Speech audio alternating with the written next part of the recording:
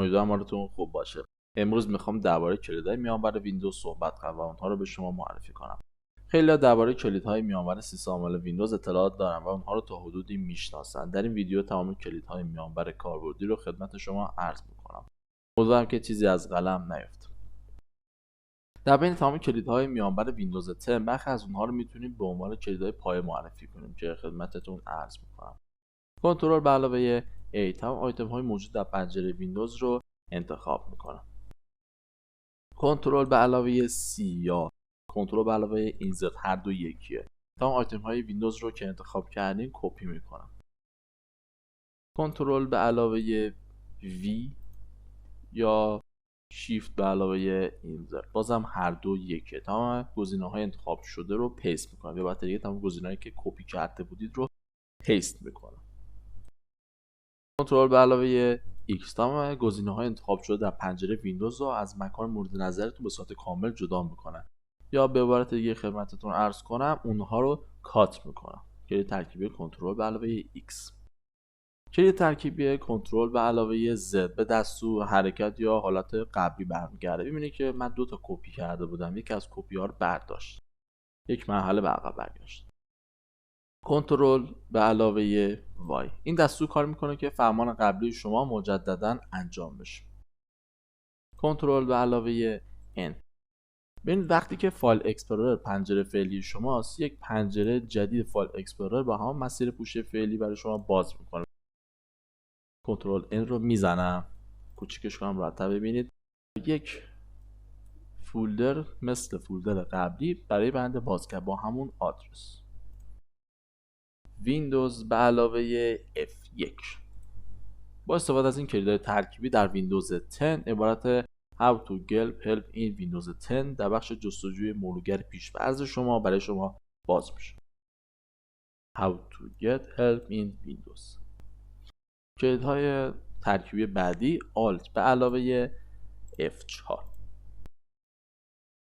با استفاده از این کلیدهای ترکیبی میتونید تمام پنجره‌های فعلی کامپیوتر رو به سادگی ببندید یا حتی از اون برای ورود به منوی پاور هم استفاده کنید.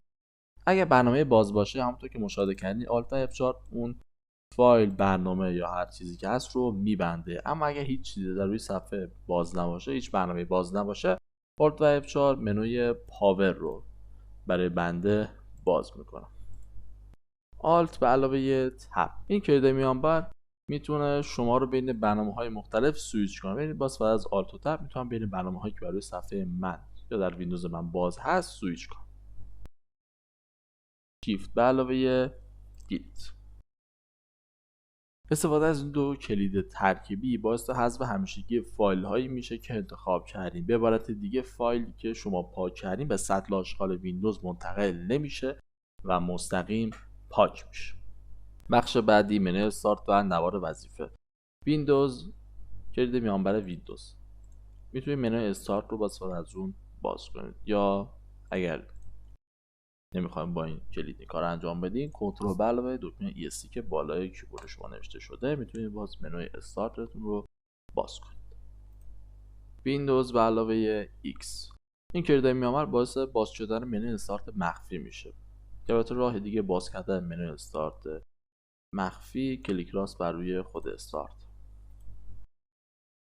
ویندوز به علاوه T ویندوز به علاوه T بین 5 تا برنامه پایین باز دارم. وقتی که ویندوز به علاوه تی رو بزنم بین برنامه ها به ترتیب جابجا میشه. حالا من با کیبورد کار انجام بدم. بین برنامه های باز انجام میشه، هر بار یکی به راست میره و از چپ شمرده میشه 1 تا 5. ویندوز به علاوه حالا یکی از اعداد. من 5 تا برنامه باز پایین دارم به ترتیب 1 2 3 4 5 از چپ شمرده میشه تا راست. وقتی که ویندوز به علاوه یکی از اعداد مثلا اگر 4 رو بزنم همین کیبورد بنده باید باز یا بسته بشه. من 4 رو میزنم کیبورد بنده باز هست. اگر ویندوز و 4 رو دوباره بزنم میره که میره پایین. اگر ویندوز و 2 رو به عنوان مثال بزنم فایل اکسپلورر بنده مثلا باز میکنه یا اگر دوباره بزنم میاره پایین و میبره. یعنی بین برنامه‌های باز سویچ میکنه. ویندوز آلت و یکی از اعداد باز برای برنامه‌های پایینه. مثلا من 1 رو میذارم. برای اون برنامه‌ای که شمارش رو وارد کردیم کلیک راست میکنم. شیفت آلت و 3 کلیک راست کروم رو برای بنده فعال میکنم. ویندوز به علاوه دی تمام فایل های باز بر روی صفحه رو مخفی میکنه. وقتی که دوباره برای ویندوز و دی کلیک کنم تمام اونها رو به ترتیب برای بنده باز میکنم. اگر من حتی 5 6 یا حتی بیشتر فایل بر روی صفحه باز داشته باشم، وقتی که ویندوز علاوه دی رو بزنم تمام اونها رو برای بنده معرفی میکنه و محدودیت تعداد نداره. و وقتی که دوباره ویندوز و دی رو بزنم اونها رو برای بنده دوباره نمایش خواهد داد. دستورات مربوط به دسکتاپ ویندوز. بعضی از این دستورات رو به دلیل اینکه کاربردی نیستم و باعث طولانی شدن ویدیو و خسته شدن شما میشه حذف کردم. مهماش رو خدمتتون عرض میکنم. ویندوز به علاوه ام با استفاده از این کلیدهای میانبر میتونید تعداد پنجره‌های ویندوز رو به حداقل برسونید. ویندوز شیفت به علاوه ام با استفاده از این کلیدهای ترکیبی میتونید موجب بازیابی حداقل پنجره‌های ویندوز که پنهان کردید بشید. خب کلید ترکیبی بعدی ویندوز به علاوه تب. شما با استفاده از این کلید ترکیب میتونید دسکتاپ مجازی خودتون رو باز کنید. ویندوز کنترل دی افزودن یک دسکتاپ مجازی جدید با استفاده از کلیدهای ترکیبی ذکر شده امکان پذیر. ویندوز به علاوه کنترل به علاوه رایت با فشرده شدن کلیدهای ترکیبی میتونید وارد دسکتاپ مجازیتون بشین که البته من اونجا هستم و ویندوز کنترل و چپ وارد دسکتاپ قبلی خودتون میشید که البته ویندوز کنترل چپ. کلید بعدی ویندوز کنترل و F4 با این کلید ترکیبی میتونید دسکتاپ مجازیتون رو ببندید. دوستان اگر وارد دسکتاپ مجازی شده بودید و نتونستید با استفاده از کلید ترکیبی که خدمتتون عرض کردم ویندوز کنترل و لفت به دسکتاپ قبلی خودتون برگردید، البته الان من برم تا بهتون نشون بدم.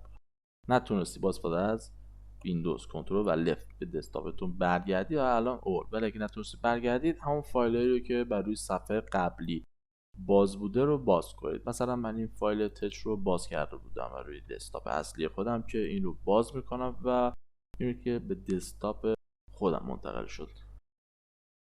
این در صورتی است که کلید ترکیبی شما کار نده. بخش بعدی کلیدهای ویندوز که بسیار بخش مهم و پرکاربردی هستش. ویندوز به علاوه A بخش اکشن سنتر رو باز میکنم. ویندوز به علاوه S قسمت سرچ ویندوز برای ما باز میکنم. ویندوز به علاوه C کورتانا رو در حالت شنود صدا قرار میده. ویندوز به علاوه E فایل اکسپلورر رو برای ما باز میکنم. ویندوز به علاوه F بخش مربوط به فیدبک هاب ویندوز 10 رو باز میکنم. ویندوز به علاوه کنترل به علاوه F کامپیوترهایی که روی یک شبکه هستن رو جستجو میکنم. ویندوز به علاوه H بعد میتونیم بخش اشتراک گذاری سایت بار یا همون شیر سایت بار رو باز کنیم. ویندوز به علاوه G بخش گیم بار رو باز میکنم. ویندوز به علاوه I باز کردن منوی تنظیمات در ویندوز 10 هستش. ویندوز به علاوه K یک نوار در کنار صفحه ما باز میکنه که به منظور اتصال سریع به دستگاه‌های بلوتوثی هستش. ویندوز به علاوه L که برای قفل شدن کامپیوتر استفاده میشه، من الان برای اون کلیک نمی‌کنم.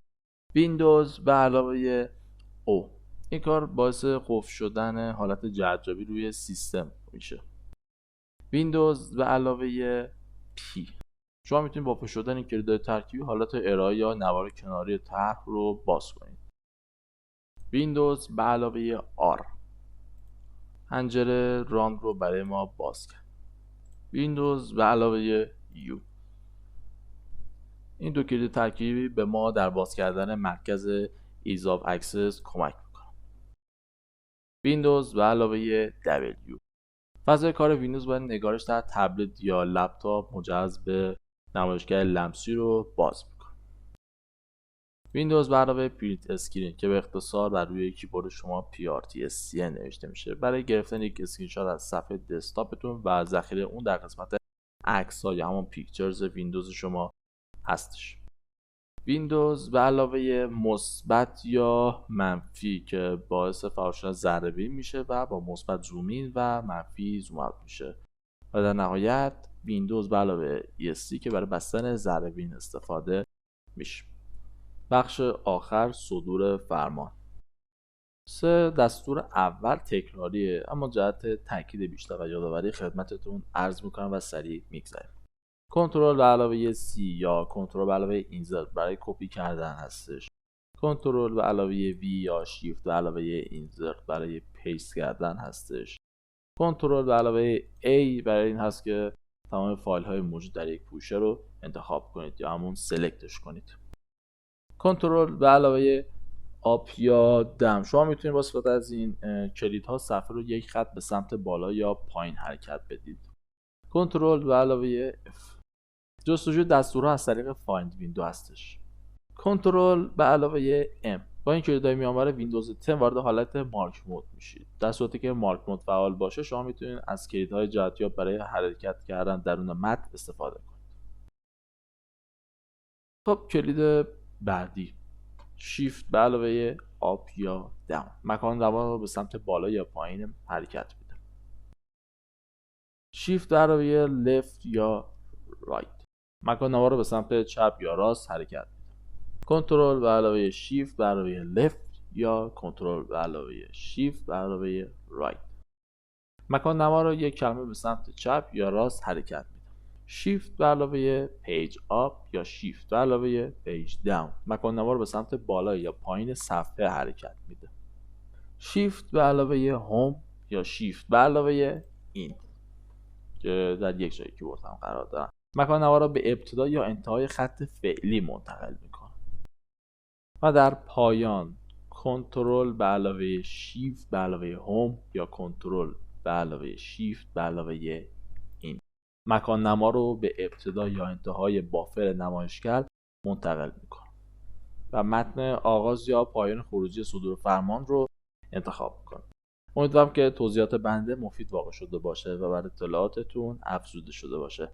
اگر سوالی دارید در قسمت کامنت بنویسید تا در اسرع وقت به سوال شما پاسخ بدم. امیدوارم اوقات خوبی رو سپری کنید. خدا نگهدار.